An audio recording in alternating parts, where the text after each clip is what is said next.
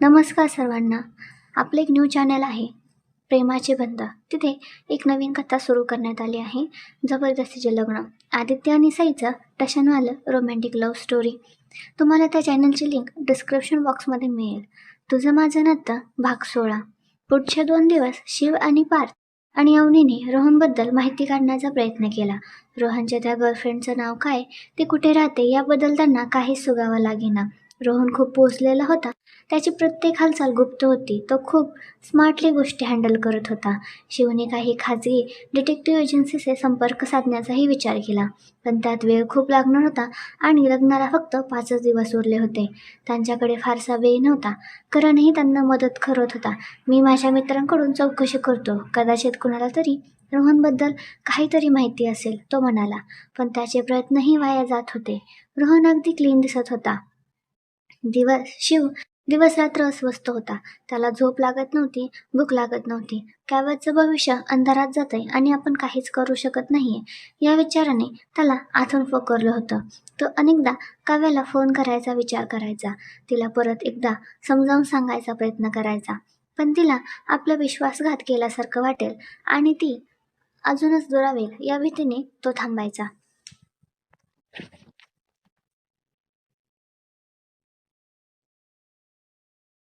लग्नाला आता फक्त 3च दिवस उरले होते. शिव हॉलमध्ये बसला होता, डोळे मिटून काहीतरी विचार करत होता. करण त्याच्यासमोर येऊन बसला. काय रे दादा, अजूनही टेन्शनमध्ये आहेस? काही मिळालं का? शिवने डोळे उघडले. नाही रे करण, काहीच नाही. रोहन खूप हुशार आहे, एकही पुरावा हाती लागत नाहीये आणि काव्या तर ऐकायलाच तयार नाहीये. करण म्हणाला. आपण काय करणार आता? पार्थ आणि अवनीही तिथे आले.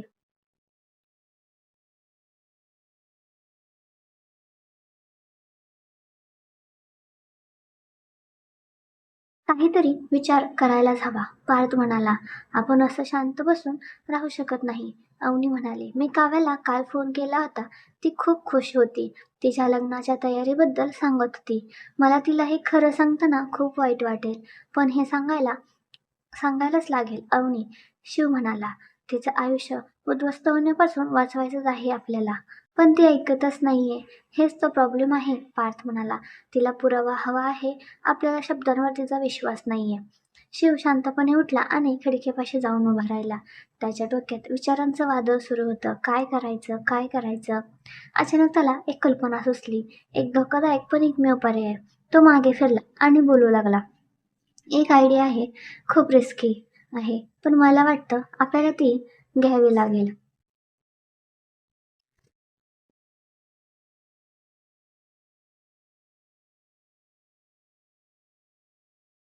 सगळ्यांनी त्याच्याकडे आश्चर्याने पाहिले. काय आयडिया? करणने विचारलं. रोहनला थांबवायचं त्याच्या लग्नाच्या दिवशी, शिव म्हणाला. पण कसं? अवनी म्हणाली. त्याला लग्नाच्या दिवशी मंडपात येण्यापासून थांबवायचं, शिव म्हणाला, आणि त्याच्या जागी कोणीतरी दुसरा. करणला लगेच शिवचा उद्देश कळला. तो ओरडला. तू वेडा झालायस का शिव? रोहनच्या जागी तू लग्न करणार आहेस का? शिवने त्याच्याकडे पाहिला. मी हे फक्त काव्याला वाचवण्यासाठी करत आहे. पार्थने विचार केला. पण हे कसं शक्य आहे?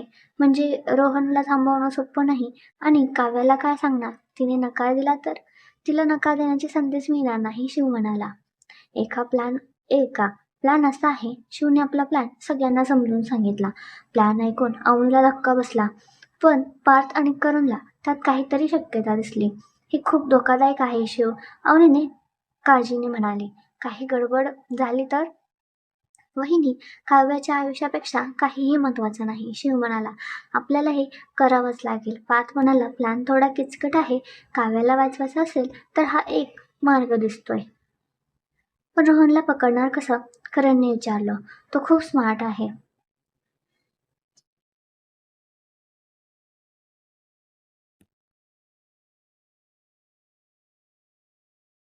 शिवने डोळे मिटले. त्याची एकच कमकुवत बाजू आहे, ती म्हणजे त्याची प्रॉपर्टी मिळवण्याची भूक. आपल्याला ती वापरून त्याला फसवता येईल. लग्नाचा दिवस झाला. लग्नाला फक्त काही तास उरले होते. लग्न मंडप फुलांनी आणि दिव्यांनी सजला होता. काव्या खूप खुश दिसत होती. तिला वाटत होतं की तिचं स्वप्न पूर्ण होत आहे. तिच्या डोक्यात शिवने सांगितलेलं काहीच नव्हतं. ती आपल्या लग्नाच्या आनंदात रमली होती. इकडे शिवच्या घरी तणावाचं वातावरण होतं. शिवने प्लॅननुसार सकाळीच सगळेच काही तयारी केली होती. करण आणि पार्थ त्याला मदत करत होते. त्यांनी काल रात्री रोहनच्या मित्राकडून, जो करणचाही मित्र होता, एक महत्त्वाची माहिती काढली होती. रोहन लग्नाच्या सकाळी एक मोठी बिझनेस डील फायनल करण्यासाठी थोड्या वेळासाठी बाहेर जाणार आहे. हीच ती संधी होती. शिव, तू ठीक आहेस ना? अवनीने विचारलं. शिवचा चेहरा पांढरा पडला होता. त्याला टेन्शन आलं होतं. मी ठीक आहे वहिनी, तो म्हणाला. फक्त प्रार्थना करा की सगळं व्यवस्थित पार पडो. पार्थने फोनवर कोणाशी तरी बोलणं संपवलं. ओके रोहन, आता ऑफिससाठी निघाला आहे. आपल्याला त्याच्या ऑफिसात पोहोचण्याआधी त्याला पकडावं लागेल. करण म्हणाला. मी गाडी तयार ठेवली आहे. शिव, पार्थ आणि करण तिघेही गाडीत बसले आणि रोहनच्या मार्गावर निघाले.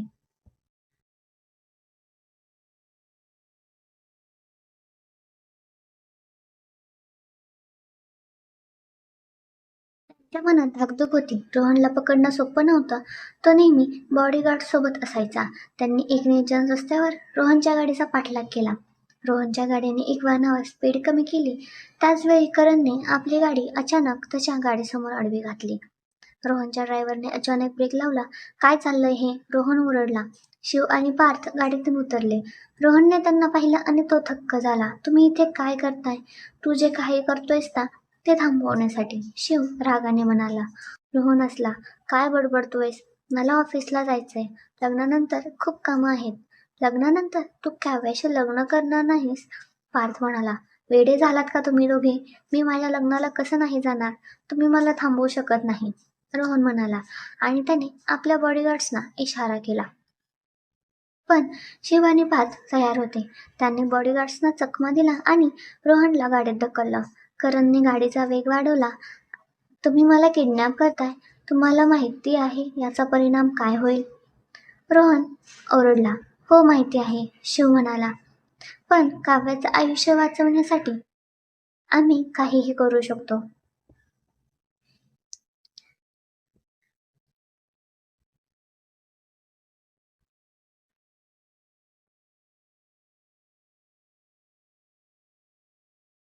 त्यांनी रोहनला एका जुन्या पडक्या घरामध्ये नेऊन डांबलं.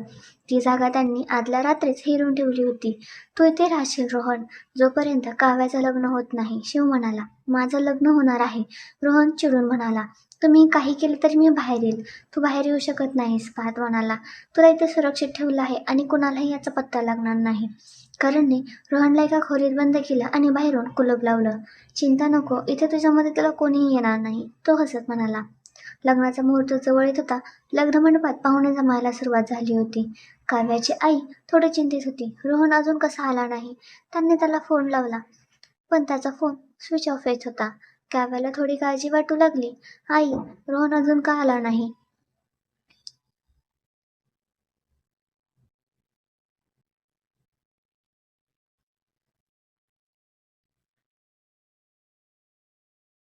येत असेल ग, त्याला काहीतरी काम असेल, आईने तिला धीर दिला.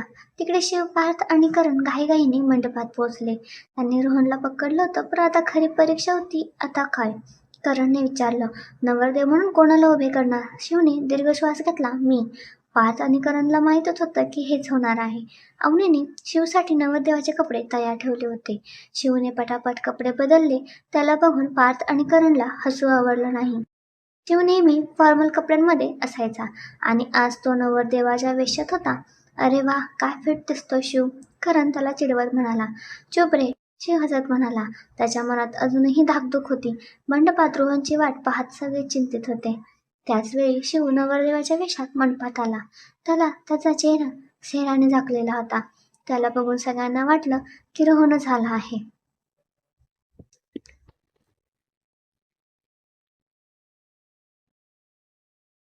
काव्याच्या चेहऱ्यावर समाधान आलं. काव्याच्या आईवडिलांनाही थोडा दिलासा मिळाला. देवानं ऐकलं, आई म्हणाली. सगळे विद्युत सुरू झाले. शिवने मुद्दाम बोलणं टाळलं, जेणेकरून त्याचा आवाज कोणाच्याही लक्षात येऊ नये. तो फक्त हो किंवा नाही मध्येच उत्तर देत होता. काव्याला थोडं विचित्र वाटलं, पण तिने दुर्लक्ष केलं. लग्नाच्या टेन्शनमुळे असेल, तिने विचार केला. लग्न व्यवस्थित पार पडलं. काव्याचं लग्न झालं. शिवच्या चेहऱ्यावर एक समाधान होतं. त्याने काव्याला वाचवलं. पण तिच्या मनात काय चाललं असेल त्याचा विचार करून त्याला थोडं वाईट वाटलं.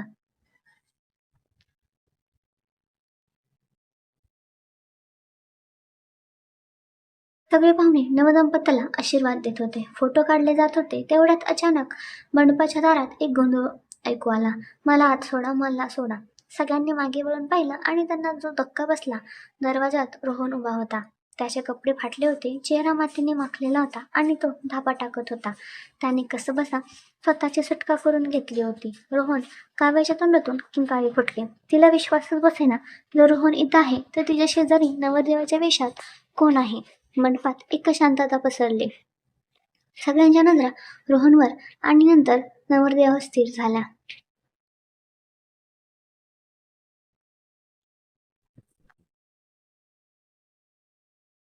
रोहनने शिवला पाहिलं आणि त्याच्या डोळ्यात आग दिसली. "शिव, तू हे काय केलंस?" रोहन ओरडला. काव्याने थरथरत्या हाताने नवरदेवाच्या चेहऱ्यावरून चेहरा काढला आणि शिवला बघून सगळेजण शॉक झाले. काव्याच्या डोळ्यात पाणी आलं. तिला काय करावं हे समजेना. तिच्या आयुष्यातला सर्वात मोठा क्षण आणि तो इतक्या मोठ्या खोट्यावर आधारित होता.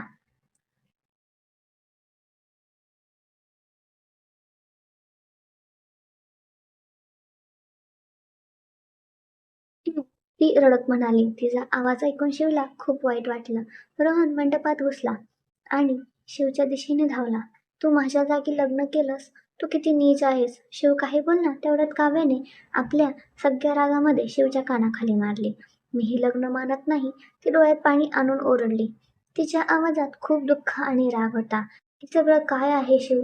तू असं कसं करू शकतोस? माझं आयुष्य, माझे स्वप्न तू सगळं उद्ध्वस्त केलंस." रोहनने लगेच याचा फायदा घेतला. तो रडण्याचं नाटक करत काव्याजवळ गेला. "काव्या, माझे विश्वास ठेव. हे सगळं शिवने केलंय. मला माहिती आहे शिवला तुझ्यावर नेहमीच राग होता. तो तुला माझ्यापासून दूर करायचा प्रयत्न करत होता. माझं तुझ्यावर खूप प्रेम आहे काव्या." रोहनने तिच्यासमोर नाटक करत प्रेमाचा दावा केला.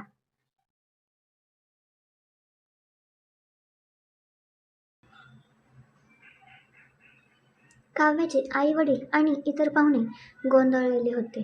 त्यांना काहीच समजत नव्हतं. रोहनचा हा आव आणलेला चेहरा त्यांना खूपच खरा वाटत होता. रोहनने त्यांच्याकडे पाहिलं. "अंकल आंटी, मला माहिती मी थोडा लेट झालो, पण हे बघा, मला किडनॅप केलं होतं. शिवने, पार्थने आणि करणने मिळून त्यांना मला तुमच्यापासून दूर करायचं होतं. काव्या, तूच सांग ना, आपलं प्रेम खरं आहे ना? True love." काव्याची आई तिच्याजवळ आली. तिने काव्याच्या डोक्यावरून हात फिरवला. "बाळा, शांत हो. हे काय चाललंय? तू असं कसं बोलू शकतेस?" वडिलांनी तिला जवळ घेतलं. "अगं बाळा, शांत हो. जरी तू शिवला तुझा नवरा मानत नसेल, तरी समाजाच्या दृष्टीने तो तुझा नवरा आहे. लग्न झालंय बाळा, विधी झालेत. अग्नीच्या साक्षीने तुम्ही दोघांनी 7 फेरे घेतलेत. मंगळसूत्र शिवने तुझ्या गळ्यात बांधलंय. कुंकू लावलंय. हे काय बोलतेस तू?" त्यांचे शब्द काव्याच्या कानावर आदळत होते. रोहनने परत काव्याला ओढण्याचा प्रयत्न केला. "काव्या, माझ्यावर विश्वास ठेव. हे लग्न नाही, हा एक प्लॅन आहे शिवचा. मला तुझ्यासोबत लग्न करायचं आहे. चल आता आपण लग्न करू." काव्याने रोहनकडे पाहिले. तिचे डोळे लाल झाले होते, पण तरीही तिला आता कोणता निर्णय घ्यावा हे कळत नव्हतं. तिचं डोकं पूर्णपणे ब्लँक झालं होतं. पण तिच्या आईवडिलांनी जे सांगितलं होतं ते तिच्या मनात रुतून बसलं होतं. लग्न झालं होतं. समाजाने शिवला तिचा नवरा मानला होता. त्यांना परत एकदा रोहनसोबत लग्न करून देणं म्हणजे त्यांच्या इज्जतीचा प्रश्न होता. त्यांच्या इज्जतीसाठी का होईना तिला काहीतरी निर्णय घ्यावा लागणार होता. काव्याने डोळे मिटले आणि एक मोठा श्वास घेतला. तिने हळूच डोळे उघडले आणि रोहनकडे पाहिला. तिच्या डोळ्यात आता दुःखाऐवजी एक प्रकारची रिक्तता होती. "मला माफ कर रोहन," ती म्हणाली. तिचा आवाज थरथरत होता. "हे लग्न मी तुझ्यासोबत नाही करू शकत." रोहनला धक्का बसला. "काय तू काय बोलतेस काव्या? तू माझी आहेस. तू मला असं कसं सोडू शकतेस?" त्याच्या चेहऱ्यावरचं नाटक आता गळून पडलं होतं आणि खरा राग दिसू लागला होता. "मला तुमच्या दोघांवर अगोदरपासूनच डाऊट होता की तुमचं अफेअर आहे म्हणून. मला वाटलं होतं तुम्ही मला फसवत आहात. म्हणूनच शिवने हे सगळं केलंय. तू आणि हा शिव, तुम्ही दोघांनी मिळून मला फसवलं आहे." रोहनच्या शब्दांनी शिवला संताप आला. "रोहन, तू काय बडबडतोयस? शांत राहा शिव. तुला बोलण्याचा अधिकार गमावला आहेस." रोहन शिववर ओरडला. "मला तुझ्यासारख्या नीच माणसासोबत बोलायचं नाहीये. आणि काव्या, तू मला सोडून ज्याच्यासोबत राहतेस त्याच्यासोबत तू कधी सुखी राहणार नाहीस. You will regret this Kavya. You will regret this." Rohan रागातच तिथून निघून गेला. मंडपात परत एकदा शांतता पसरली, पण ती खूप भयान होती. काव्या खाली बसून खूप रडत होती. तिचे अश्रू थांबतच नव्हते. तिला अख्खा चेहरा ओलाचिंबत झाला होता. तिच्या आयुष्यातला हा सर्वात मोठा निर्णय आणि तो इतक्या अनपेक्षितपणे तिच्यासमोर येऊन उभा राहिला होता. अवनी लगेच तिच्याजवळ गेली आणि तिला मिठी मारली. "काव्या, शांत हो. अगं, तू योग्य निर्णय घेतलास. शांत हो." अवनी तिला समजावत होती. तिच्या पाठीवरून हात फिरवत होती. काव्याचे आई-वडील तिच्याजवळ आले. बाळा शांत हो, तू घाबरू नकोस. आता शिवच तुझा नवरा आहे. आईने तिचा हात शिवच्या हातात दिला. तुमचं लग्न झालं आहे, तुम्हाला एकत्र संसार करावा लागेल. समाजासमोर शिवच तुझा नवरा आहे आणि तू त्याची पत्नी. वडिलांनाही तिच्या डोक्यावर हात ठेवला. काव्या, आम्हाला माहिती आहे तुझ्यासाठी हे सगळं किती कठीण आहे, पण शिव चांगला मुलगा आहे. तो तुला नेहमी सुखी ठेवेल. त्याच्यासोबत तुझं आयुष्य सुरक्षित राहील. आम्ही त्याला ओळखतो. काव्याला काहीच बोलता येत नव्हतं. तिच्या डोक्यात अजूनही विचारांचं वादळ सुरू होतं. रोहनने ज्या काही बोललं ते तिला पुन्हा पुन्हा आठवत होतं आणि शिवने जे केलं तेही तिच्या डोक्यात फिरत होतं. पण तिच्या आईवडिलांची सांगितलेली इज्जत आणि समाजाची भीती तिला जास्तच महत्त्वाची वाटली. तिने आपल्या दारात आईवडिलांच्या इज्जतीसाठी होकार दिला. तिने शिवसोबत संसार करण्याचं मान्य केलं. तिला आता कोणताही पर्याय दिसत नव्हता. ती शांतपणे उभी राहिली. तिने शिवकडे पाहिलं. शिवचा चेहरा पांढरा पडला होता, पण तिच्या डोळ्यातला संताप आणि दुःख पाहून त्याला अजूनच वाईट वाटलं. त्यांनी तिला वाचवण्यासाठी हे सगळं केलं होतं. लग्नानंतरच्या विधी पूर्ण झाल्या. शिव आणि काव्या त्यांच्या मर्सिडीजमधून देशमुख वाड्यात यायला निघाले. गाडीत शांतता होती. शिव मागच्या सीटवर बसला होता आणि काव्या खिडकीतून बाहेर पाहत होती. तिच्या डोळ्यात अजूनही पाणी होतं. तिला भविष्याची चिंता वाटत होती. तिच्या मनात एकच प्रश्न होता, आता काय? देशमुख वाड्यात दारात अवनी, पार्थ, आई, बाबा, साक्षी, करण यांची वाट पाहत होते. त्यांच्या चेहऱ्यावर आनंद होता, पण एक प्रकारची चिंताही दिसत होती. शिव आणि काव्या गाडीतून उतरताच सगळ्यांनी त्यांचे स्वागत केले. आईने काव्याला जवळ घेतलं. काव्या बाळा, आता हेच तुझं घर आहे. काळजी करू नकोस. आम्ही सगळे तुझ्यासोबत आहोत. काव्याने फक्त होकारार्थी मान हलवली. तिच्या डोळ्यात अजूनही अश्रू होते. ती शिवने तिच्याकडे पाहिलं आणि त्याला तिच्या चेहऱ्यावर दुःख स्पष्ट दिसत होतं. करण आणि पार्थने शिवच्या पाठीवर हात ठेवला. ऑल इज वेल शिव, आता सगळं ठीक होईल, करण म्हणाला. पण शिवच्या मनात मात्र खूप काही सुरू होतं.